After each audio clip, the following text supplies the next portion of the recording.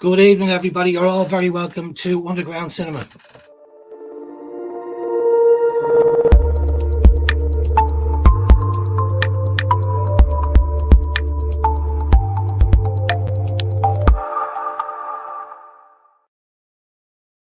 You're all very welcome, everybody. We're starting our interview process at the moment.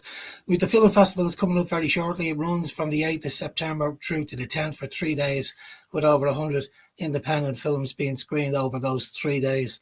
So over the next week or so, I'm going to be chatting with a lot of the filmmakers, especially the guys that have dipped their toe into the world of independent feature film, and I'm delighted to say tonight that I've got two good friends of mine that we go back a long time, Patrick McKnight and Rob McCarthy. You're very welcome, guys. Thanks for having me. Thanks, Dave. As I said, we go back a long time, guys. Just to sort of give you an idea, I think it was 2016, part of maybe it might have been a bit earlier. You sent through. I think it was 2014, 2015, maybe. 2014, yeah. I think the first one we got was Sheer Malice, then it was The Seal, and then your film, short film, The Closet. So they were the three shorts that you submitted to Underground Cinema back in the day. We thoroughly enjoyed them, and I did pick up an award at the Underground Cinema Awards. We could see huge potential, to be honest. I'm not blowing smoke in your ear, up your arse there, Pat, but we could see fantastic potential, to be honest with you, when we were screening your films. The production values were really good. The role was very well cast. Storylines were great. They were always a little on the long side sometimes. I think The Seal, the running time on that was a little bit longer, I remember, but enormously entertaining. And then just before we came on air, we were chatting there a few minutes ago, and we were chatting at the festival, and I mentioned that you should try a feature film. Yeah. And the rest is history. The rest is history, yeah. It's interesting you mentioned about the run times of my shorts, because the first cut on The Irish Mob was originally titled Dredges. The first cut was 1 hour 47. 47, yeah. Then we cut it down to 129. It was 147, then 129, then down to John gave it back to us. It was 120, just over 120.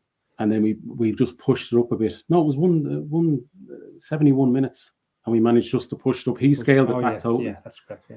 And now I get it. Now I get how important it is for an edit, that like it's all about the pacing. It's all about the pacing, and that was I think from my experience with when I was doing the shorts, I was too worried about leaving out material that I thought was important, but it actually wasn't, and that's it. It's all about the pacing. So it's kind of like what you said with the runtime. If like John Walters came in and helped us out with the edit on The Irish Mob, and it was, again, if it wasn't for him, you probably would have had, material in it where you were going to be losing the audience, that it was too drawn out, that I might have thought was important, but it really, the pacing is super important. You have to keep the audience, you have to keep their attention throughout. So that's kind of what's important with an edit. Yeah, and I think when you're the writer and the director, and if you're the editor as well, you're very very close to the subject, and you don't really want to cut anything, and that's why when you do get an editor, you get an independent editor to work on it. An editor has to be ruthless. Absolutely ruthless, and that's a good thing, and a really good editor, and I could see it in your film. I talked about it earlier on. I watched it twice. I could see that the edit is quite sharp and crisp, and it looks really well. You must be really pleased with the edit. Absolutely. Like when you have a film and the original cut, the first cut was 1 hour 47. I did the second cut and we scaled it back to 129, and there was still more that needed to be cut off. And when John came back to us, I think it was 71 minutes, and I kind of said to him, well, why did you cut this out? Why did you cut that out? Did it affect the pace? And he says, oh no, he says, what we'll do is we'll cut it all the way back, and then we can add on what you think, is important that you might want to leave in, or something that isn't going to isn't going to lose the audience, or isn't going to draw things out too long, or whatever, and so we managed to add 8 minutes on to the original scale back, and that's kind of where we left off with the final cut on it. I think Cool. when we had the initial chat with John, and he explained to us how much he was taking off, I'll be honest, there was a kind of collective gasp between me and Pat when he told us how much was coming off it. Yeah. But when we seen what he had done with it, we totally got it. Yeah. It was just so much better. Yeah. A lot snappier, a lot sharper, just kind of, the whole thing is to keep the audience, to keep them in the film. You're not going to lose them. They're not going to get distracted by a scene that might be going on for too long. It's kind of, once you have the meat of it there, and what's important with the storyline, then you move on. That's kind of what I realized then from just seeing what John gave back to us. We learned from it. Yeah, well, look, let's have a quick look at the trailer of it, and we'll give everyone an idea of what sort of film we're talking about here. So here we go.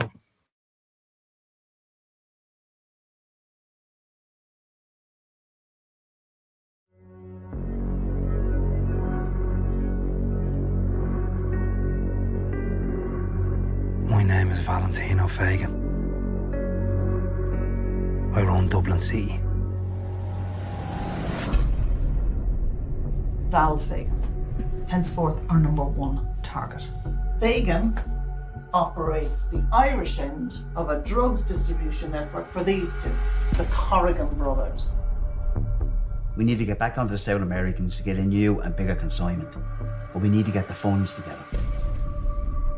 Hope you all haven't made any plans for the next day or so. We hit it in the morning.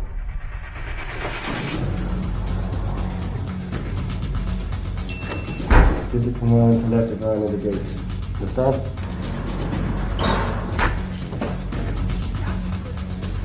Some stroke though, wasn't it? I mean, if the man who pulled off that job walked in here now, I'd have to congratulate him and buy him a pint. We are tasked with doing whatever we can to disrupt his operation.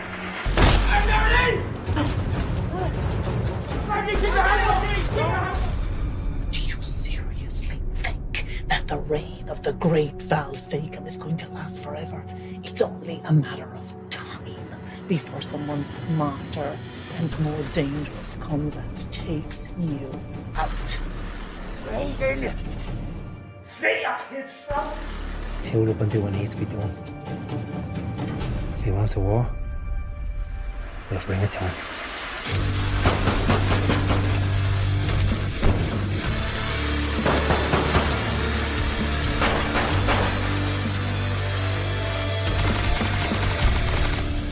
I'm starting to think that for every bad decision someone makes, it will eventually come back to haunt them. This is my city, and no one is going to take it from me.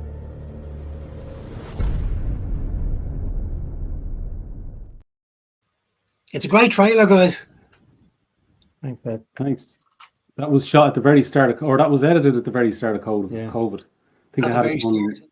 yeah, around First week in April. March, wasn't it? I think it was last week in April, first week in March we released Yeah, it. it was around then, yeah. Thinking things would open back up 3 months later or something, you know. Okay. Well, look, can you give us sort of a brief synopsis of what the film is all about, the storyline? I'll go. Yeah, it's a true story. Yeah, well, look, I can tell you where the idea came up with for the film. Yeah. And it's funny because the whole thing is that people would say, oh, it's a love-hate ripoff or it's a kin ripoff. The interesting thing was I had thought of this storyline of doing a crime drama back in 2013. And I thought that the lead role had to be somebody unique. And Rob came in for an audition for my short film, The Seal. And it's when he applied and I saw his CV and his headshot and I says, I think that could be the guy that I want for this feature.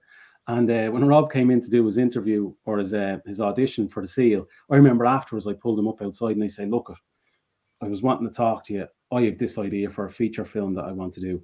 And I think you look the part, you sound the part, would it be something you'd be interested in?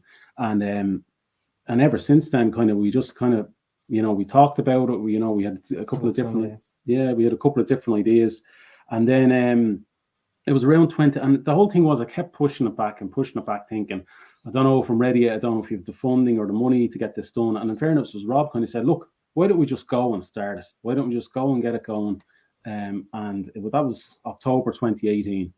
The first draft of the script was 210 pages or 215 pages long, and I'd spoken to Deirdre Barry. I emailed Deirdre. She had produced Mark O'Connor's Between the Canals, and I kind of got in touch with her thinking, look, would you be interested in being involved in this, whether it be as a producer or just to help us out in some way? And so Deirdre came on, but the one thing she did say, she says, I don't think I'll be able to commit to being a producer. I'm not able to be on set all the time.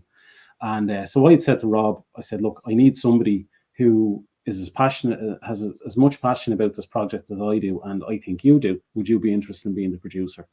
And so that's kind of where we took it from there, and it was always this idea of that story of the gangland figure, the gang boss, who is feared, but they're always living on borrowed time. They're always they rarely live past their 50s, unless they're living abroad or something. But it's when you're at the top is when you're, at your most vulnerable, I think. The crime boss, so taken out. Yeah, it's a running theme through most Irish gangster films. Well, not just Irish gangster films, any sort of gangster film. Anybody that reaches the top, the lifespan is quite short, And we can see it in reality, You could see it in Dublin now at the moment, or especially during the Kinahan and the Hutch the shootings. Most of those guys, apart from the innocents that were killed, most of those guys were young men. So. I thought the storyline was really good. We talked about the running time. I thought the running time was perfect, to be honest with you, because there wasn't a minute where I was sort of moving around the seat. So I thought you got that bang on as well. The casting, do you want to have a chat about the casting? So we know about Rob. Well, what about the rest of the cast? You got some great actors in this now, really good ones.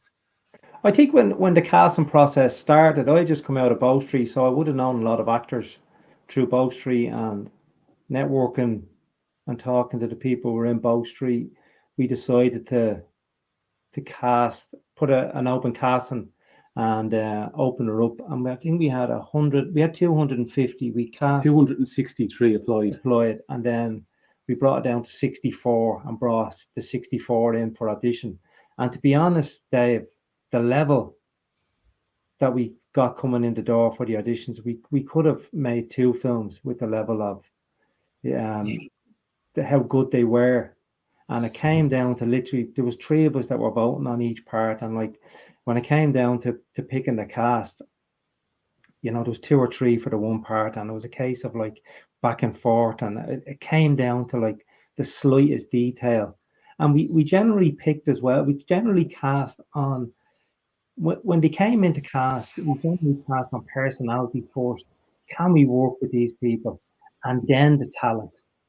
So it was pretty much from personality, can we work with them, and then the talent. And that's pretty much how we cast it. But I mean, as you've seen yourself, the cast was just phenomenal. We really hit the bullseye there with the cast that we got. And they couldn't have done any more for us. And we'd like to think we couldn't have done any more for them in return, so. Yeah, there was even, just going back to the auditions, there was even decisions that we were making that we kind of couldn't decide between people, that I was actually getting tension in my stomach and anxious, thinking, who do I go for here? Which actor do I pick for this role? It was literally, in some cases it was very stressful, because you're wondering, am I making the right decision by going with this person when this person is just as good? And you're kind of trying to balance out, well, what do they have that the other person doesn't have, or vice versa, or whatever. And it's just kind of, it was one particular role that was the toughest casting decision ever. I think that decision went on for 2 weeks. We were back and forth, and and it's when you're casting people from the other side, as an actor from the other side, when you're casting someone and having to let that person know that they didn't get the part, was probably the worst part of it all, because we knew they were good enough. We knew. It just came down to that slightest detail of maybe the age, or the look, or it's something, the finest detail that came down to in the casting process. And we were, as I said, we were blessed with who we got and who we secured for the film. I just thought they were immense. I think the only there was Sorry, Pat, yeah. three people that didn't audition that I'd already kind of picked, that people that I knew or worked with before, and that was Lindsay Ann Mulvey, who played Renault's wife Esther. I'd worked with her in a number of different short projects over the years. Brian Moore and John Sweeney, because I kind of came to them and says, I have these roles, I think you're perfect for them. Because I know I've worked with them before, I've seen them in other stuff before, and I knew look, you're perfect for this role. And even Rob was saying about John Sweeney, like he was blown away by John's performance. John was it's one of my favorite scenes of Val and Carrot in the office when he comes in and tells him the TVs are gone, and it's just one of my favorite scenes because John was just fantastic on the day, and it was a long day that day, I remember, and I remember watching the rush back and just going, this fella has it, you know. John's a very versatile actor. You know, I think the first time I met John, we had a film festival on in Dunleary, and we did an actor showcase, and we were looking for around 10 actors to get involved with it, and John was one of them. So they were all up on stage delivering monologues to a panel of, you know, very well-established judges, and that was my first time I think that I met John. So I've been watching him over the years. We've screened an awful lot of shorts and features now that John is in. He's quite a versatile actor, and he's just getting better and better at his craft. Yeah, you know, and you got the likes of Liam Griffin as well. Like Liam's another brilliant actor. Jerry Cannon, you know, George Bridge is in there. You know, it's a really good cast. Yeah. Like Liam was recommended by Brian Moore, and I remember at the time when I saw a headshot of Liam, the character of Renault I wanted to be was very unique. That he didn't have that kind of rough edge look to him. That he was the ex-army special forces that kind of moved into a life of crime, but he saw it more as a career, as a kind of as opposed to a way of life. It's kind of, he saw it as kind of like a business or a career, and that's why he was I needed this kind of unique looking fella that didn't have that kind of scumbag look to him, for want of a better word. That kind of was very clean, was kind of committed to his marriage and his wife, and that but when he went out, he did this job as the right hand man of a crime boss. And I remember when Liam came into audition, we just knew straight away. He had the perfect look, and the whole thing was, well, this fella looks great, can he act? And I remember when he came in to do his audition, we just knew. Yeah, we picked one of the scenes with Val and Renault, especially to see what the interaction was. And even before we start rolling on that scene in the casting, I was yapping away to Liam for a few minutes beforehand. And you would think that we had known each other for years, you know, and that was the kind of camaraderie we needed between the cast as well, that just be able to, there should be easy work, and it was with Liam, you know. We're good buddies now after still, and Liam was great, and we knew straight away. We probably even knew before the audition that unless he really screwed it up, that he was going to get the part anyway, you know. So he was I can't see any. I still can't even see anyone else that would have played the part that Liam played. He played a blinder. So I'm the type of guy that watches the credits to the very end, till the dot. I need to know exactly who's in it, who's working on it, who's the cameraman, who's the editor, who's the actor, who's the part actor, who's the guy wearing the balaclava. I need to know. I'm just a nosy guy. I need to know everything. And as I was watching the credits, I see Patrick McKnight, Rob McCarthy, Patrick McKnight. The names are popping up quite a lot. You guys did an awful lot of work behind this. Not only were you directing, not only were you acting, Rob, but you're producing, you're doing the camera work. There's a shed load of stuff that you're doing behind the scenes. I suppose the question I'm asking is, that must have been a lot of pressure. You know, you're not just out trying to do your job as an actor, especially Rob now talk about, because you're playing a lead, but on top of that you're producing as well. That's a difficult job. Yeah, I think we knew pretty quickly into the filming that I wouldn't been able to produce and step back into the character on the same day. So we needed to get one of the other lads in just to kind of look after it. We had extras on, or the catering and getting food and making sure everyone was on set. We needed someone we knew very quickly that we needed somebody to look after that end of things. In terms of the producing,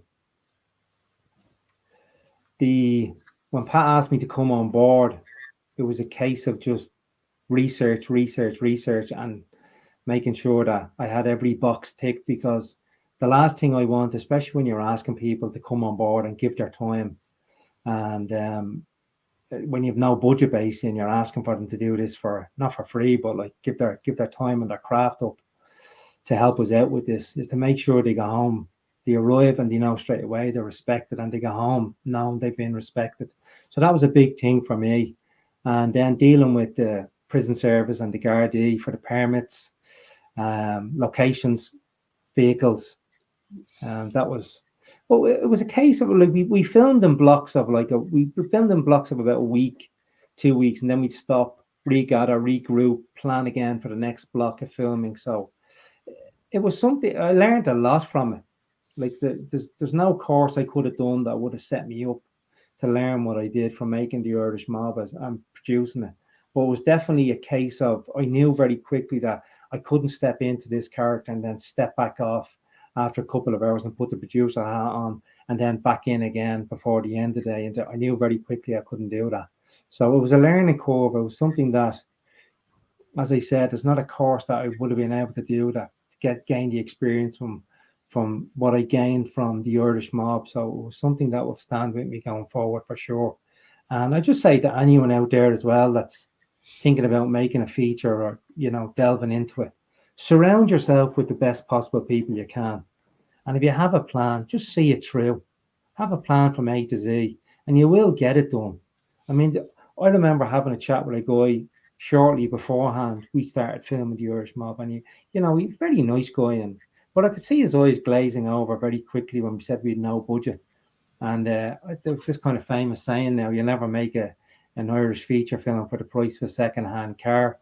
So if you were to kind of listen to everyone that didn't think you could do it, you wouldn't do it.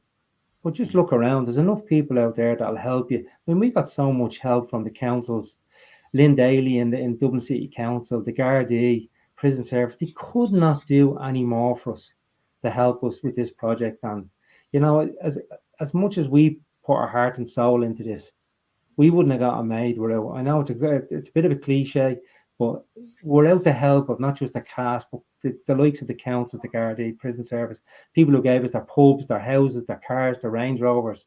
There's so many people that put their shoulder to the wheel and help us get this made. So I mean, anyone out there that's watching and is planning to make a feature, you'll do it. Just surround yourself with the people you want to work with. Have a plan and you'll execute it and you'll get it done. If we did it, anyone can do it. Just saying what Rob said there. How important it was the plan, the planning. Planning is key. It really is. Like when we went in when we had our cast picked, we had a cast meeting, and we sat them down, and what we asked them was, can you give us dates that you're not free for the next 2 or 3 months, that you're not free?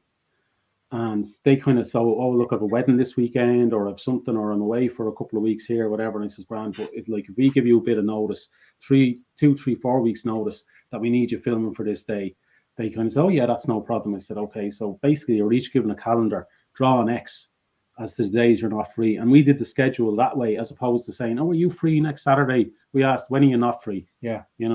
And we went the other way with that. And then what we said, when we did the production schedule, we sat down and we knew exactly, well, this day we're going to be shooting this scene, and this is what we need. This is the cast members we need. These are the props we need. This is the location we need. This is what film equipment I need to bring.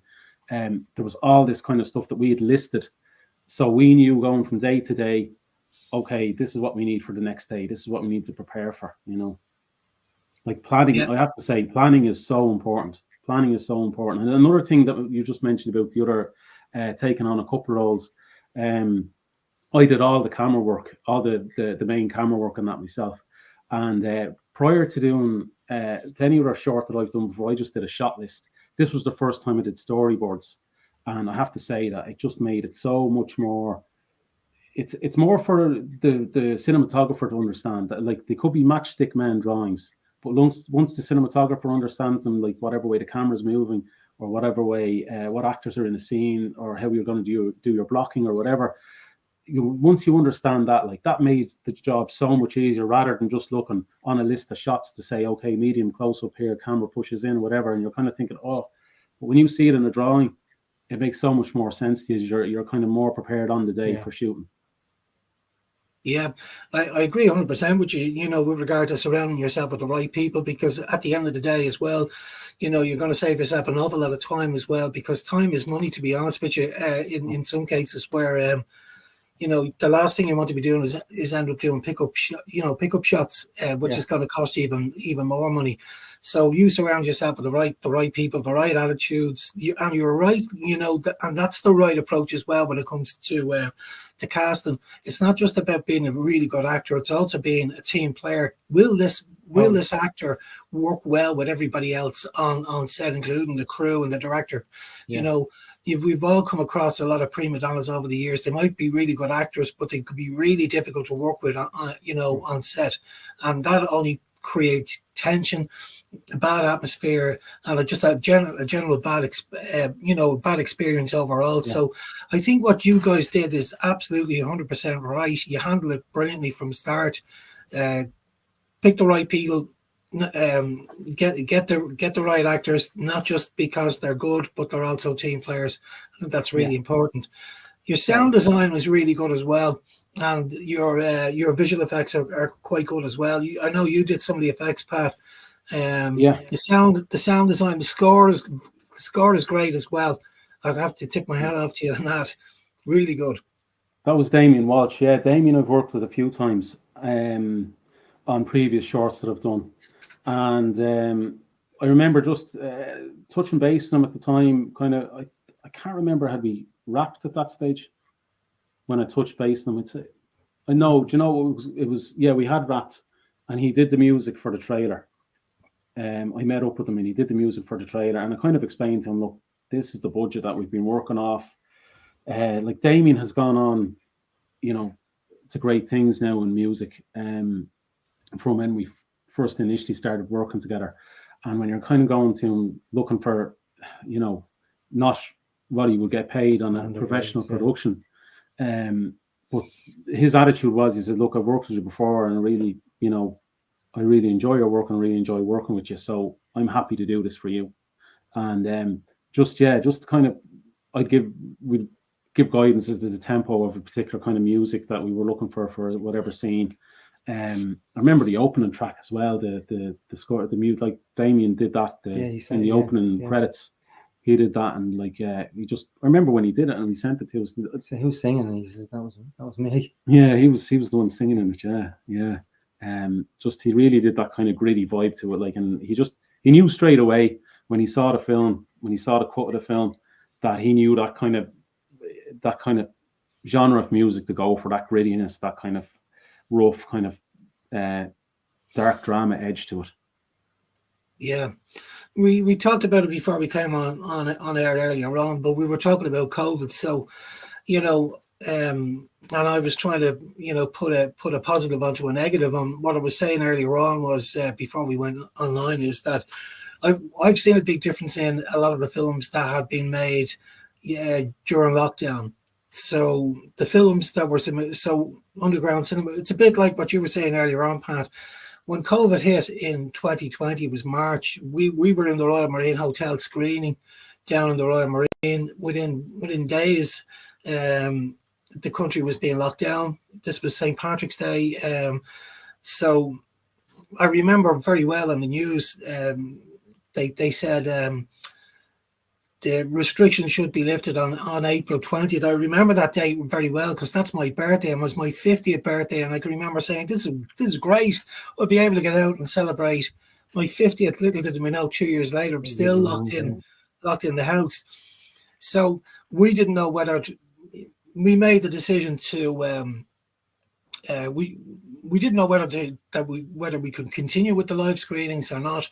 So we made the decision to go online. So we started screening online for the rest of the season, and it was probably one of the best things that we ever did, because we were able to reach out to a much bigger audience than we could ever do with the live screenings in Tulare. Now everybody loves a live screening, and our festival's coming up and it's live, but there is something to be said for online screening. So when we did go online, we were able to do stuff like this, talk to filmmakers all over the world, and they felt a little bit more inclusive. They were able to chat to Irish filmmakers as well. So it worked really well. You guys have, if I'm right now, have you guys got a distribution deal done on this film? And it's available now, yeah? Yeah, so I would have, I sent it on to a few people during COVID, and when it was finished, the final edit was done, and it was wrapped and it was done, and we sent it on to a few people, and it was quite positive, because we wanted to send it on to the people who would have no qualms about telling you, no, it needs more work, or this needs to be tweaked, or that needs to be done.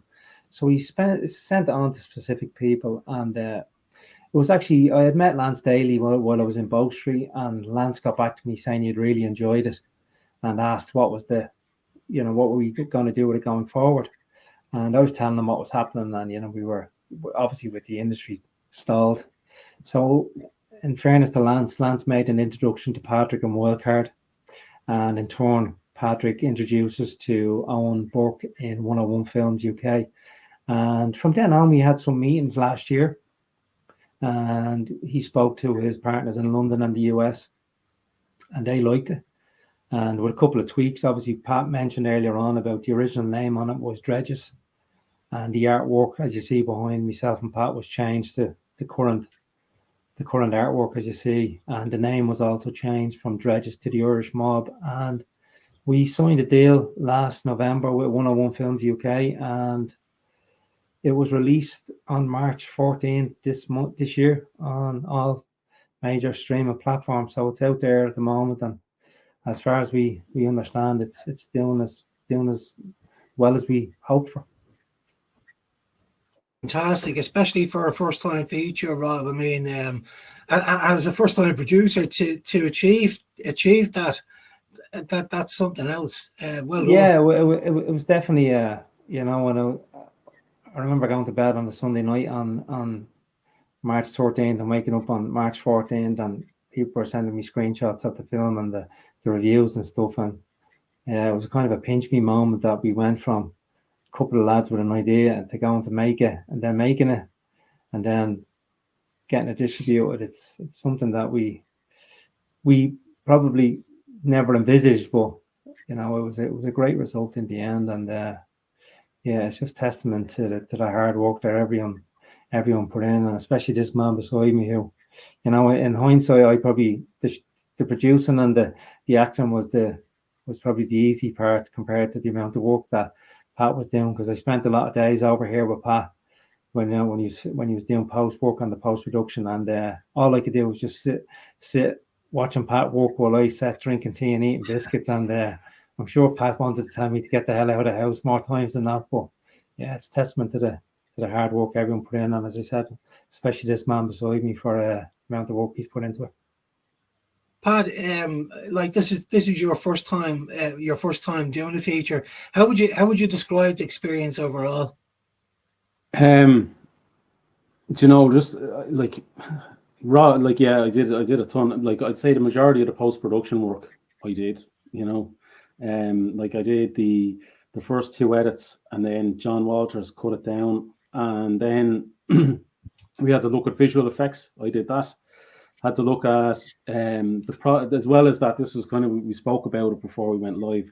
There was a whole issue that the fact that going into the project not knowing at the time, we went in and there was sporting logos everywhere: Adidas tops, Nike tracksuit bottoms, Nike runners, Adidas runners. And we were lucky again with COVID, because COVID gave us that time to focus on this, that there was no rush to get the film out. I spent 5 months removing logos in visually in the whole film, that I had to go through the entire film and pick the number of frames, and each frame, like I remember John Sweeney wears a Jack and Jones sweater, and it was a tracking shot as well. That he's walking down the street, and I'm on the Steadicam, and you can't mask out this Jack and Jones, and I was able to change it to Jack and Janes. So I could nearly copyright Jack and Jane's clothing brand now. There was a saying when we were filming, Dave.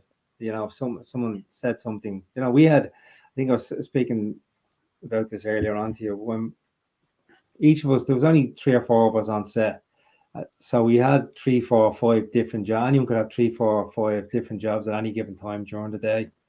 And there was a saying during the shooting that we'll fix it in post.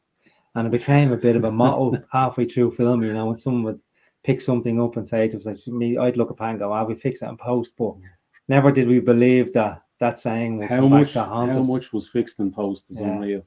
Like, and even after that, we still had the visual effects. Like, there was the car explosion, there was the muzzle blast from the firearms, there was blood hits, and there was a lot of visual effects, and then there was the color grade as well. I did all that myself, and it just kind of like, you asked me how did it feel after. At the end of it, it put me off filmmaking. If I'm honest, it's because it was so exhausting. It's like Rob kind of said, did you bite off more than you can chew? Like, it kind of got to the stage where we had the film done that I kind of said, I'm done with this, you know, like, and we were only chatting there just before I went live. We were having a cup of coffee, and I kind of said, you know what? I said, we've got the festival the weekend after next. I says, I'm starting to get the taste again for getting back into filmmaking. Like, literally, when we had wrapped in this film, I had no interest in taking on anything, not for a good while.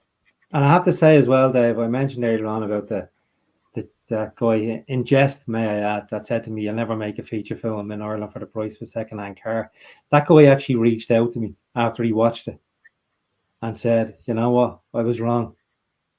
He says, fair play to you. He says, you've got it done, you've got it over the line. So it just goes to show you, you know, as I said earlier, you know, you have a plan, surround yourself with the right people, anything is possible. Like, the one thing I would say is that the for me, what does it for me is when you, being the writer as well, when you write something and you're writing a script, you're writing a storyline, and you have these characters thought up in your head, and you're writing the narrative and the action and the whole plots, and, you know, however many drafts you do of a script. When you decide on a script and then you go make this, and then it comes to life on screen, that is the most rewarding feeling ever. Where this little story that you thought up in your head that developed into a script all of a sudden comes to life on screen, it is just the most rewarding feeling. Yeah. I think you both know I've been involved with theatre for 25 years or so. So when I would do a show, I directed the show. Sometimes I'd be in the show. To be an enormous amount of work going on, but, you know, to get that show up and running. And at the end of it, especially big shows, like I directed, you know, One Flew Over the Cuckoo's Nest and Judgment at Nuremberg, with very big casts and crew, you know, and it takes an awful lot of work, and you feel it can be exhausting at the end. And like, I remember, you know, after every show, my mother was involved in the arts as well. She'd be in theatre as well, and I would say to her, that's it. At the end of the show, you wouldn't see me for weeks or a month. Nobody. I'd just take a break. I wouldn't go on. I'd even stop going online. And, you know, I tell everybody, that's it now. I'm not getting back into it. Then one day I'd walk past the bookshop and I'd saunter into the play section, and all of a sudden I'm picking the next play to do. And that's what's going to happen, you guys. Once this film is on the big screen, you'll be reinvigorated, and the writing will start again, and the phone call, Rob, when are we making this? When are we going to make another film? That's what's going to happen. Yeah, the one thing I did love, I always loved about, particularly yourself, Dave, you were so supportive of independent filmmakers, and I always enjoyed going to the Underground Cinema Film Festival. I always enjoyed going to your the monthly short film screenings whenever I could get over, and it was just that opportunity that you'd always meet other people there, just to network with them that are also involved, whether it be actors or other filmmakers are also involved in Dublin, and it's just, I think, going back to that again in 2 weeks' time, it's just something I'm really looking forward to. Yeah, I can't wait, to be honest with you, because it's just meeting old friends, making new friends as well. The film festival is not just about the films; it's about the networking. It's about that. It's, you break it down. 50% is watching the films, and the other 50% is the networking, and just meeting people afterwards, and chatting to your peers about it. The one thing that I love about indie, it's not just our own film festival. Indie film festivals in general is that the independent film scene in Ireland, the it's very constructive and not destructive, if you know what I mean. Any sort of comments after a film is always very, very constructive. I think the indie scene in Ireland is very healthy. I think it's booming. I think we're seeing some incredible talent now at the moment, and you guys are a testament to that. We see a lot of new guys coming on the scene. Actually, one of the ideas I had, and I didn't get a chance to do it this year, but it's something that I'm going to do in the future, is we're going 14 ye're now. We're going into our 15th year next year, and there are a lot of films that we have screened back, say, 13, 14 years ago, that nobody has seen. They've had their time in the festival circuit, and what we're thinking of doing is sort of like a retro screening. So a lot of these films we'll bring back, and we'll actually do a live screening. We'll invite the directors of these films from, say, 10, 15 years ago, and we'll invite an audience of new filmmakers to listen to these directors and how they made those films.